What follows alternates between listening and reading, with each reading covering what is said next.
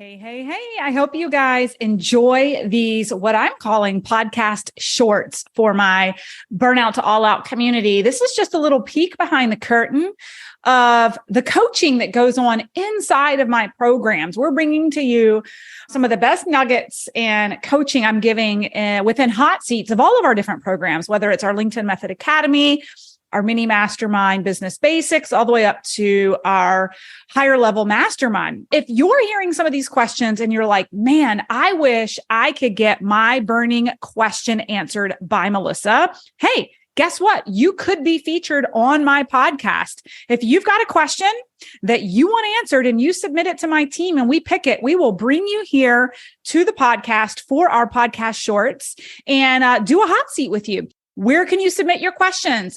Send them to teamburnout2allout.co. We'll make sure we drop that in the show notes for our podcast shorts. And I hope that you guys find as much value in these shorts as our clients do inside the program. Need some effective tactical advice that actually helps you get results and makes a real difference in your life and business? You've come to the right place. If you're finding yourself here today, it means you're getting ready to gain serious traction in your business, rapidly multiply your income and impact, and you're ready to make it happen while living all out. Guys, I'm Melissa Hinault, your trustworthy corporate dropout turned six-figure business burnout turned happy and healthy CEO of a multi-million-dollar online business. And you're listening to the Burnout to All Out podcast.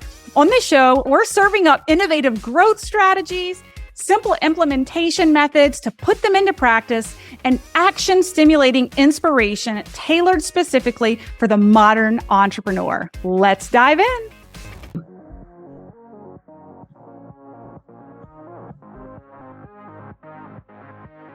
I love this.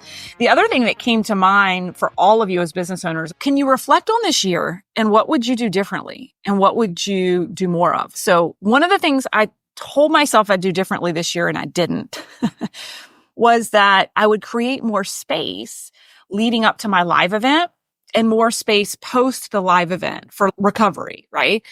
And then I found myself, and it wasn't the wrong thing. It was the right thing to do. I ended up scheduling a ton of stuff in my calendar leading up to this live event. It was actually exactly what I needed as far as human connection with my clients for where I needed to go in the direction of the live event. I've literally already gone into my calendar for next year and blocked the entire week before the live event off. Meaning no one can book a call with me. This is something that Sam talks about a lot, recovery on the other end.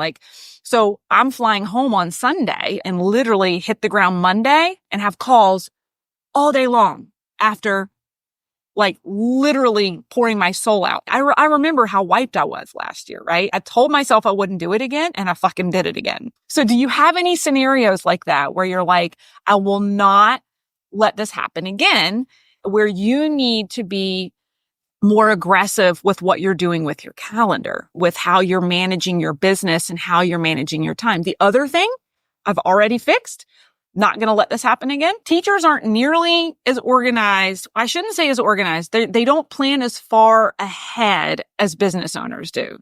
And I've found myself for the last 2 years in a row being so frustrated that the last week of school getting notifications of all the fun things that are about to happen, and I'm totally booked up. And I can't cancel on paying clients to show up to the whatever event that's going on at school. And I've found myself so frustrated that I'm doing two things this coming year. Number one, I've looked in the calendar to see when the last day of school is, and I've blocked out that whole week and said not taking calls during school hours so that I'm not booked. And I have a note to send a personal message to the teachers months in advance to say, hey, I know that maybe a lot of parents don't need this much heads up, but I would love to know, because they've got the dates and stuff. They just aren't distributing it to the parents. So I'm going to be proactive in reaching out to the teachers well in advance to find out when these days are, even though they're not proactively communicating them. So I can put them in my calendar and not be pissed that I couldn't make it. I want you to think about what scenarios have you experienced this year that you're like, I'm not going to do that again.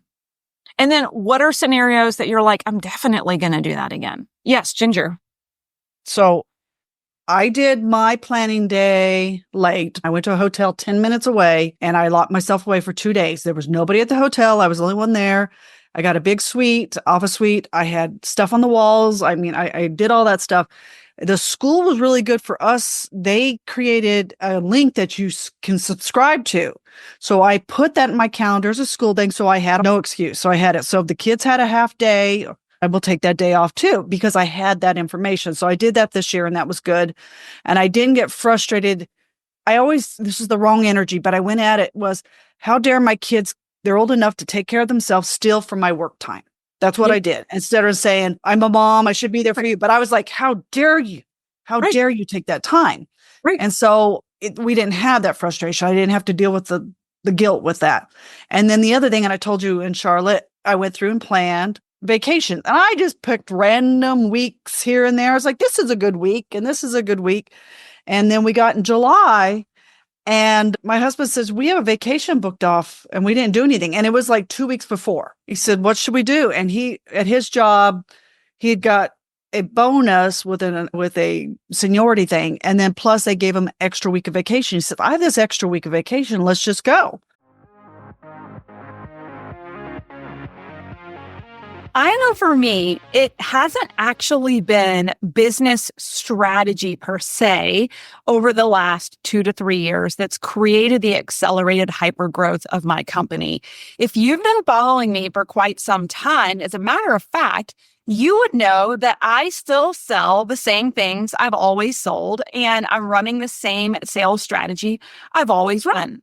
So, what have I done to create the capacity to hold more and call in more? My friends, it is the inner work that most entrepreneurs aren't willing to do and don't recognize as one of the most important assets in business. Bodies build businesses, my friends. Learning how to manage my stress in a healthy way, learning how to move through uncharted territory and find intuitive downloads and trust my gut to make the right decisions have been some of the critical components to success over the past couple of years. Another area that's been super critical for me has been being able to tap in and get into creative flow state. I call this rocket fuel.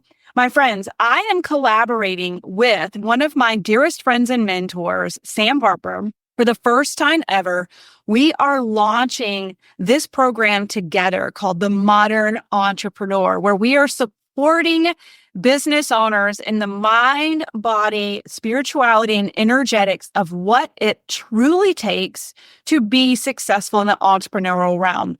There is loads and loads of information on strategies to grow your business for entrepreneurs. But what is lacking in the industry is the emotional support that entrepreneurs need to be resilient and succeed in operating in an unknown space day over day and do it healthily in a way that allows them to have the capacity to hold what they are calling in.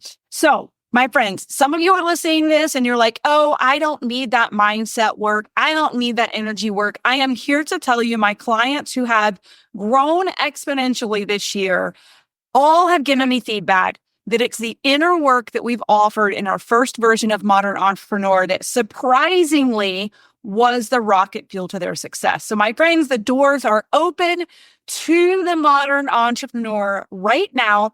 It pairs beautifully with any business coaching program you are a part of. We will be working with you twice a month. Once will be an actual workshop where you're learning tools and skill sets to become the self-regulated entrepreneur that is needed to succeed in this industry. The other call per month is an integration call with Sam. We call it Ask Sam Anything for hot seats and coaching to navigate uncharted territory in the realm of entrepreneurship where bodies build businesses. Guys, seats are filling up fast. I encourage you to check it out. There's also a live event component that you can add. Come hang out with us live.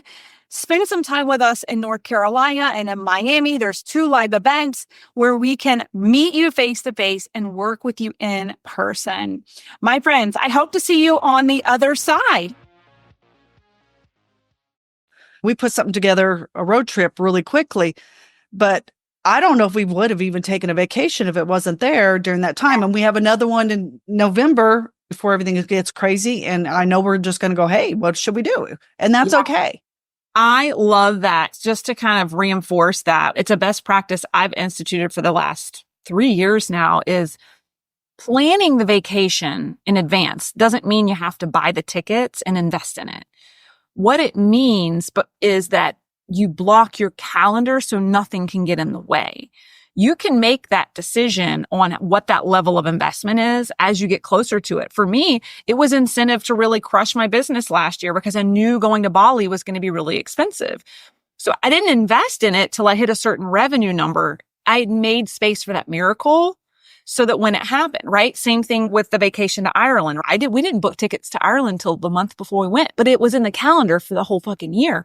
I can't even fathom trying to have Jake find that kind of time off within a month, right?